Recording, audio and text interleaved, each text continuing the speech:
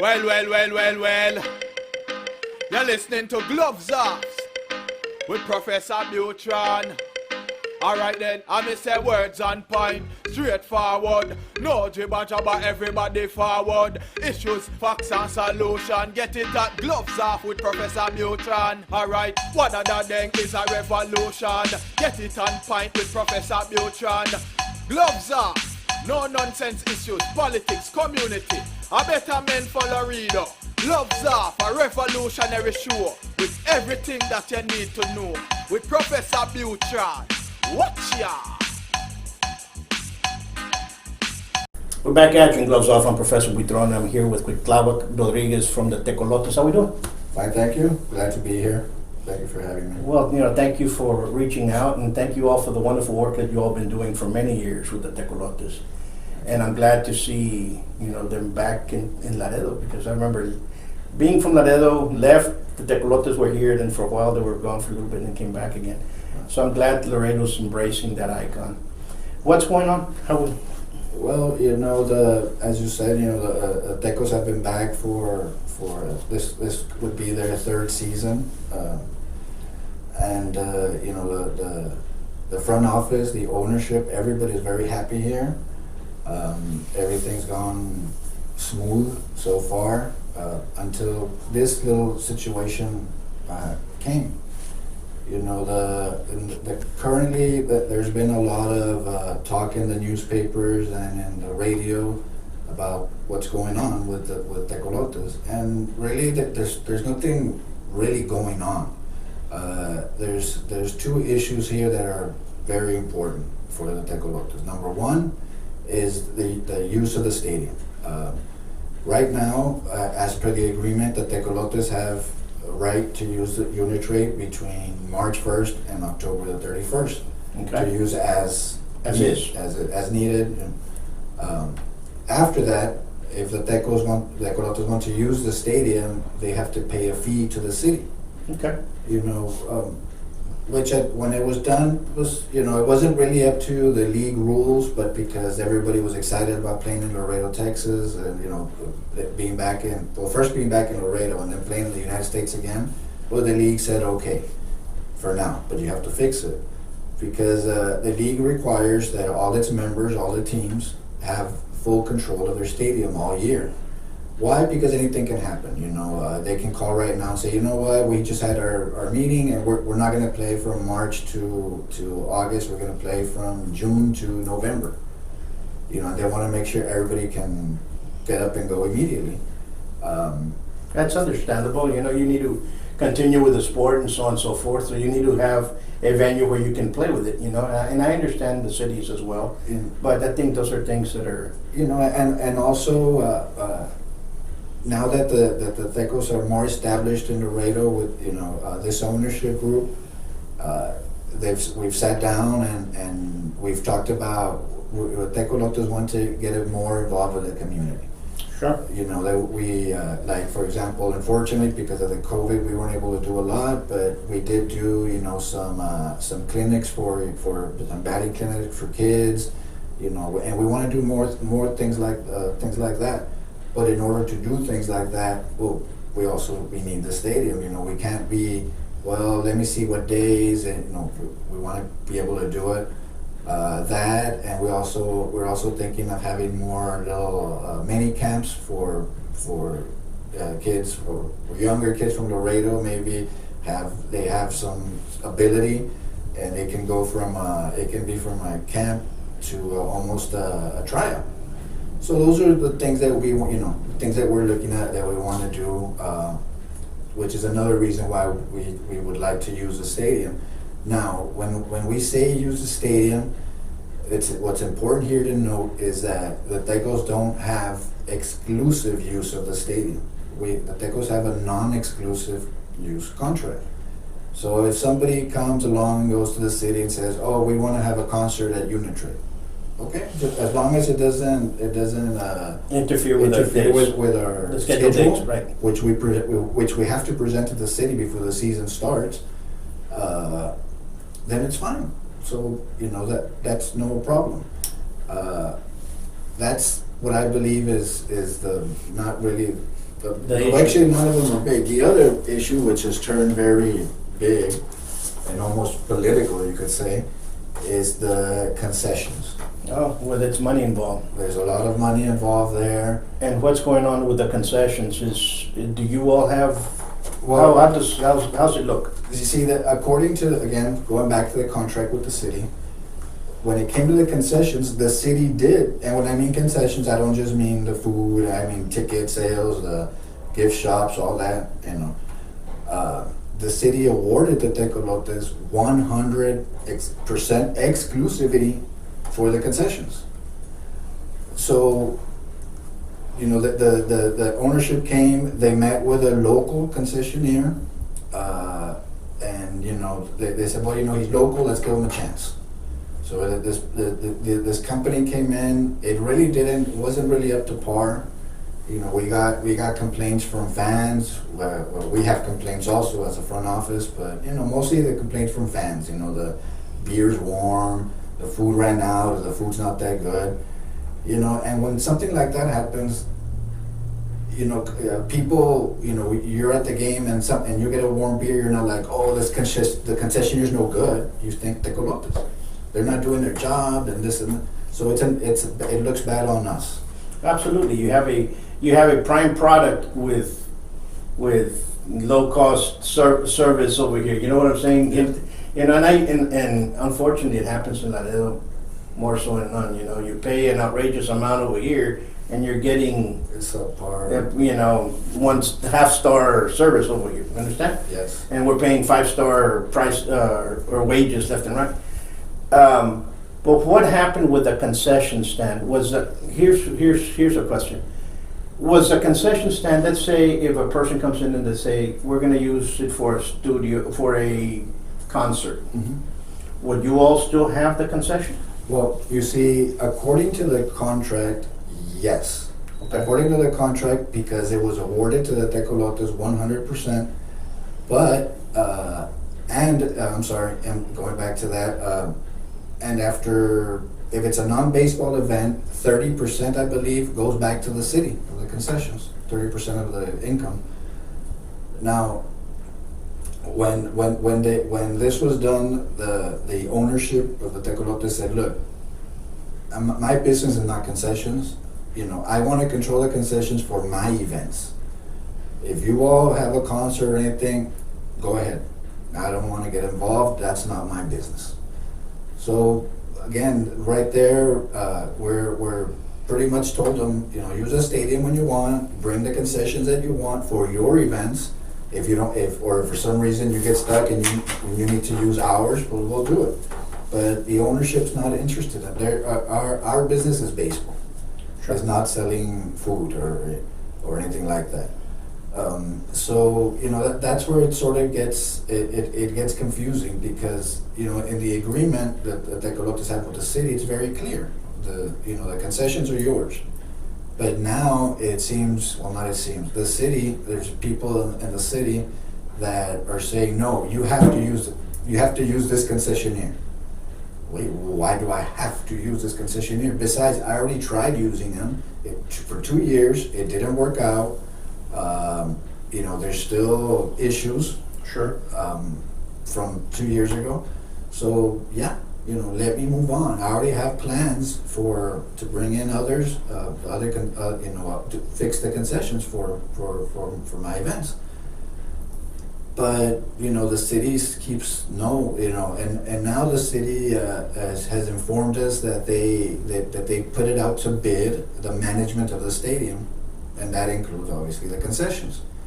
But they put it out to bid the following year after they did the contract with the Tecolotes. So I don't know if somebody forgot or what. Like, how can you put it out to bid when you already have an agreement with somebody else? So you know those are the main issues, and really I don't really think they're issues, because all you have to do is just stick to the contract. Because, you know, you already had an agreement. Why did you go make an agreement with somebody else? And if you did, let's say you did it by mistake or somebody, whatever, but it's not valid. You know what? What's more important for us and I say that us as a citizen of Laredo? What's more important? Who sells? Who's going to sell the beer at the stadium, or having a tenant at the stadium? You know, Laredo built a beautiful stadium. You know, for the Mexican League, it's perfect. For minor league baseball, it's perfect. Sure. And I don't think they did it with the intention of having independent league teams like the Lemurs. With all due respect to the Lemurs, they did a good job when they were here. Sure. But you know, it's not the same level of baseball. You know, the Mexican League is a AAA league. You know, it's affiliated to Major League Baseball. So you know, why do you want to remove a tenant that you know because you want so and so to sell beer or to handle the concessions? And that, you know, that's where you know, some newspaper articles came out. I know one came out yesterday, and they explained things very, very well. You know, and there was one thing that they quoted me in, which I stick by. You know, why do you want to get involved in my business if I'm not getting involved in yours? You know, why are you telling me what I have to do, who I have to use? You know, if that's what you wanted, maybe you would have done that from day one. Maybe a bit different, right? Yeah, the ownership could have analyzed it and said, okay, well, maybe they could have fixed things. But you know, the following year, without anybody knowing, you know, all of a sudden this company won a bid. It's a local, and then that's another thing. You know, according to the bid process, the company has to be well established. It has to be financially stable.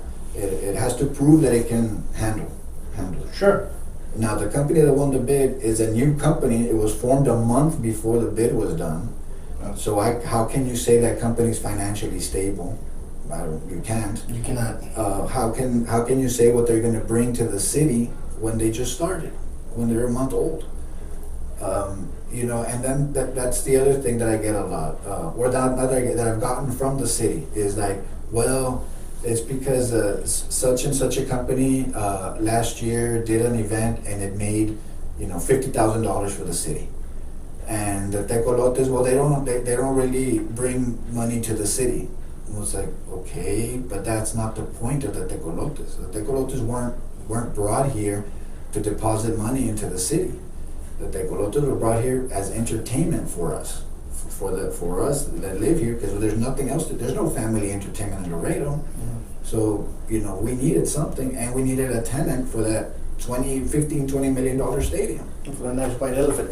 You see, what happens is that what I'm looking at here is it goes back to the city's faulting in contracts, and they have a issue with implied contracts or written contracts. Usually they, somewhere along the line, it goes sour for whatever reason. And usually it's because of friendships and compadrismos and all that good stuff that comes underneath, you know. Unfortunately, that's what's being let alight, you know. And it's sad because they're going to take such a great event, because there's a lot of kids that do baseball. I mean, we have the World Series and Pony League here. They've done great. Their inspiration is going on. We've had several professional baseball players, you know. Boxing was the only one for a long time that had professional athletes, you know, inside, but now baseball has done several, you know. Benavides, our Judge Thanos, another player, you know. So it's growing. There's others out there, you know, for sure. So it's baseball is something that has been embraced Laredo for a very long time. Oh yes. And it's produced. So we need to have that view, those goals, understand? And I don't see, if it's political, I see where this happened, the other contracts and so on and so forth. No surprise there, you know. No abracadabra. It's gonna happen. You know, it's, you know. Yes. You know, Houdini, we don't need him. You know, this thing, not magic. It's like when something is successful, because the Tecos were very successful here, everybody wants to latch on. Sure. If I'm sure that if the Tecos wouldn't have had the draw that they've had, and then pues, let Nobody them do it. wanna- Nobody would right, care. sure.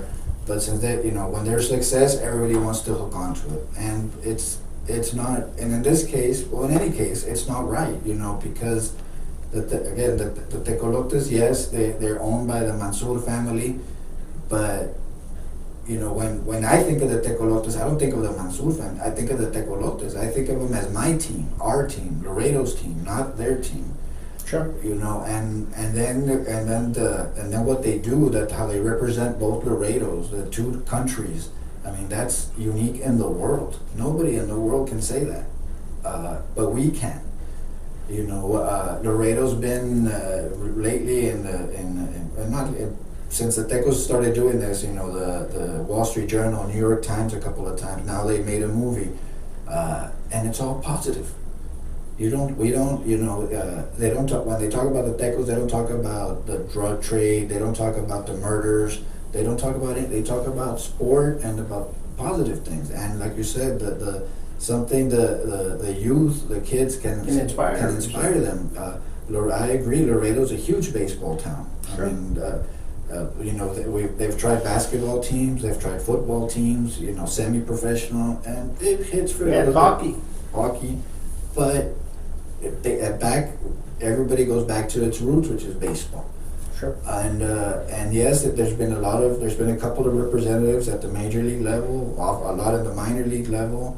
This year the Tecos are going to have for the first time in their history a manager from Laredo. So what the Tecos bring to the table is a lot more than just a deposit to the city. It's an image. It's being able to say that even though with all the problems that with immigration and all with the two countries, this is the one place where everybody can go, and it doesn't matter what country you're from, what race, what creed, what economic. Everybody gets along. Everybody has a good time. And to take that away just because you want to help out some compadre or a friend, which I understand, we all do that. But there's a time and place for it. And this isn't the time or place for it. Okay, you want to help out a friend, at what cost? Yeah. At destroying something positive. And that's what you start seeing here. And you see that here with businesses. So-and-so opens up a business. It's doing great. All of a sudden, the same business is open in 15 different locations across Laredo. So all of a sudden, it starts going down. Then all of a sudden, one of them's going to make it, and a lot of them are not. It happens all the time. Yeah. And somebody does this, and all of a sudden, boom, 15 people comes in, and then the city also comes into play once a little piece of the action. So it's sad. It's sad because politics should not be getting involved with America's sport. Politics should not be getting involved with our joy of life. And if baseball is joyous to many people, then it should not be. Now, if it's contracts and so on and so forth that occur, well, of course, courts and so on and so forth, I'm pretty sure that's where it's going to end up at. And that occurs sometimes. That's businesses that happen. But what would you say is a main problem now? There's a difference, and I want you to understand this. There's a difference between the city of Laredo, the employees and the leaders, and the city of Laredo, the community, the people. Okay. The people want you all here. Oh yes. Understand what I'm saying? Now, I'm pretty sure there's leaders that want you all as well. Some of them do not understand what's going on. Some of them do, some of them might not. Give them the benefit of the doubt. But what do you say will be your next step? Right now, well, today is the big day. Okay. The meeting where they decide, where the city council decides if they. I don't want to say if they give the Tecos what they want, because it's not really what the organization wants. It's just abide by the contract. So, the team had a deadline at the end of the last day of November. This November. Yes, this past November, to report to the league that everything was okay, because the league just started working on the schedules for next year. Sure. But then the league heard about what's happening here, and they're like, okay, because of what's happening, we're going to leave Laredo Unitrade out of the equation. You're not playing in Laredo, Texas next year. They're like, hold on, wait a minute, give us a few days. So they extended that deadline for tomorrow to allow today's meeting to happen. So we're hoping that it's positive and that we move on. But if it isn't, unfortunately, the ownership has already said, and they've made it clear to city manager, to a lot of the councilmen, if this doesn't get fixed, then thank you very much. We had a great time here. We don't want to leave. We didn't want to leave, but we have to because Being forced to leave. Because the league is making us leave. One, because we're not abiding by the rules, and two, because basically you're pushing us out. You're picking a concessionaire over a tenant, over somebody, somebody that's actually, I don't want to say that's actually doing something, it doesn't sound right, but it's true. Somebody that's at that, it's bringing something to the table, to Laredo. So I don't want it to get there, to get to where, tomorrow they make a phone call, it's over. Because like I said, I know how important it is to Laredo. And I mean it like as in for us, because it gives us something to do. We use that beautiful stadium, and the impact that the Tecolotes have, like you said, you mentioned right now the kids, that's a huge one. But also, the people, there's actually people that come in from, for example, the gentleman that made the movie. He made the movie because he read the article in New York Times. Now, the Tecolotes don't play in Laredo, Texas. That article doesn't happen. The movie never happens. Sure. But he saw that. He showed it to the people at Showtime, and the people at Showtime were like, "Wow, this story needs to get out." Sometimes it's frustrating to me. Sometimes it's frustrating to me again as being from Laredo. That how is it that somebody from New York can see how important it is? But yet here we have some city officials here that don't, or that don't care. I can't say that they don't, because they have to see it. So it's almost they don't care. I've spoken to a couple of council members, and some of them are straight up forward, and they tell me, you know what, I don't understand baseball, I don't watch baseball, but I know how important the Tecos are to Laredo. So, we're gonna do what we can. I feel the same way. I grew up in another sport, pugilist starts, and I see baseball. It's helped a lot of people, baseball. It's a great sport. It's a positive element in our society. Let's keep them alive, and like other things, And not everybody's going to be a saboteur or a boxer. Everybody can be a baseball player, but great, let's keep them positive. Let's get these kids and channel them into a different road. Exactly. Okay, and if we can do that, by all means, Now, I don't get it. How can we spend so much money for an arena and gonna shoot it down because of let's help out a compadre? Because you know what I'm saying? It's Laredo. Doesn't surprise me.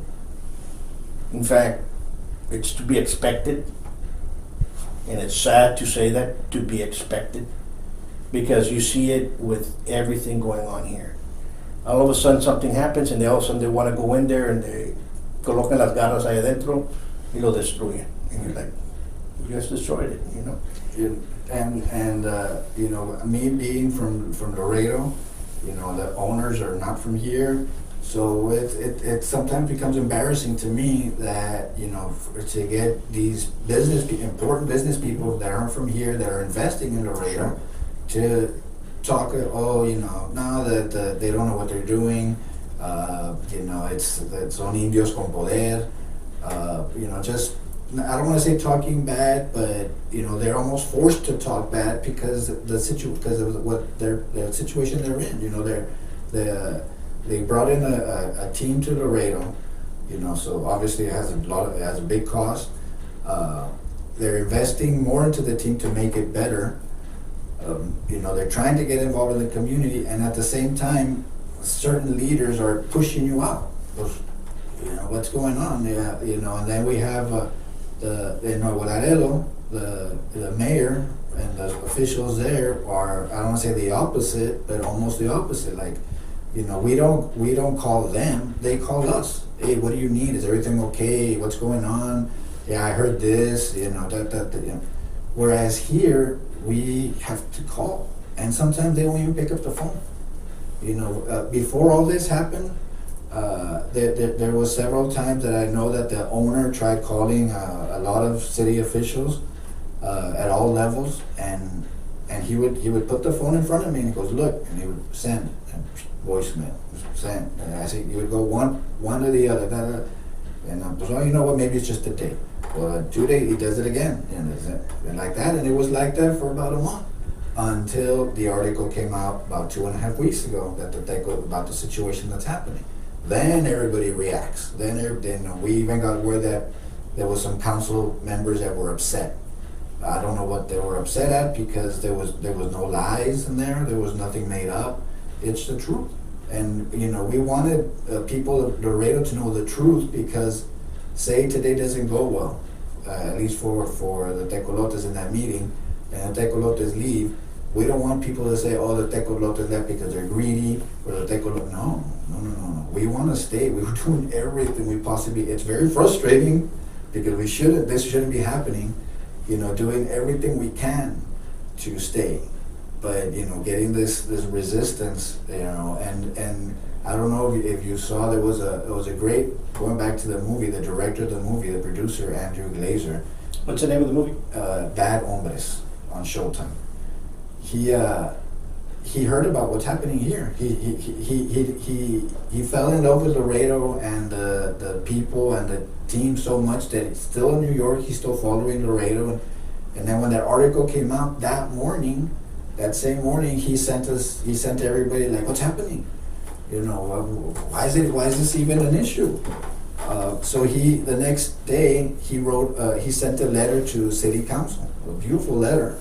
You know, and you know, saying, you know, look at what you have.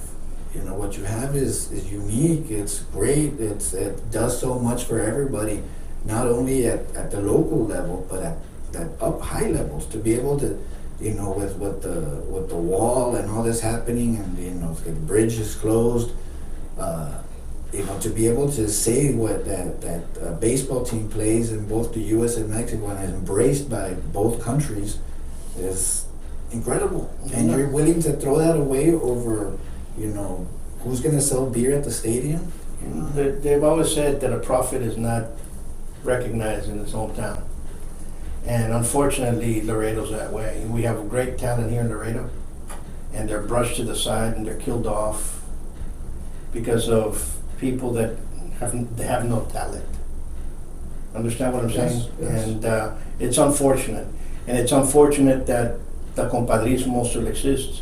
It's unfortunate that they break contracts left and right, because they do. I'm a witness of some, so you know, I mean, it happens. You know, and you're like, you know, and you try to deal with some departments, and they're like, you're dealing with somebody that, like a 5-year-old. You're like, are you serious? You know, if you know what I'm saying? Yes, of if course. you put gum in your hair, it's gonna get tangled up, and we're gonna have to cut it. Mm-hmm. And they point it to the point. You know, that's the type of individuals that we have. It's I don't know. It's Laredo's unique, and it's unfortunate that this happens. It's unfortunate what occurred during COVID, that it dismantled Laredo so far that, you know, we're losing all the stores in the mall. We're losing small businesses left and right. We're losing the Tecolotes, God forbid, because of people that do not have a plan, and people that are just greedy and envious amongst themselves. And that to me is beyond belief. It's just like, really? You know, a reporter for for a major media outlet in Mexico called me, and he asked me something, and again, it was embarrassing to me, because he goes, what is the qualification to be a city councilman in Laredo? Well, I said, pues I guess you have to be over 18. That's it? And Over that's it. 18? And then, you're right there, that this person starting off, oh, no wonder, this and that. And, they're not educated correctly, as in, the benefit for the city. You brought up a good point right now, the COVID. Obviously it hurt everybody, it's hurting everybody, but there's ways to help. When the COVID was in full blast back in, I want to say late July, early August, we did a little camp for kids, for a little, was a hitting clinic. Sure. And we did everything, five, only 5 at a time, social distancing. We did everything, and it went very well. And one of the reasons it went very well was not only because of what we did, but because there was nothing else. A lot of parents are telling me like, oh, finally, I have something for my kids and this and that, and because you have them at home, they're at home at school. After school, they're home again. Sooner or later they're going to start, looking for other things, and we don't want that. We don't want that for our kids. We want them to have their things, their events, their sports, because that's what helps a lot of the high school, junior high school kids. So they would come and ask me like, why is it that only in Laredo we can't play? If we want our son or our daughter to play, we have to take them to Corpus, to San Antonio, to the Valley, because Laredo's the only city in Texas that's still shut down completely, and that still has all these regulations. So I'm like, I don't know. I had the same issues trying to do this camp, but we did it. But no, I go call your council member, call the county, tell them, hey, this can't be. At some point we have to return to a normal life. Laredo has taken a turn. I hate to say this, and I'm going to say it. Laredo has taken a turn to the worse. There's no return.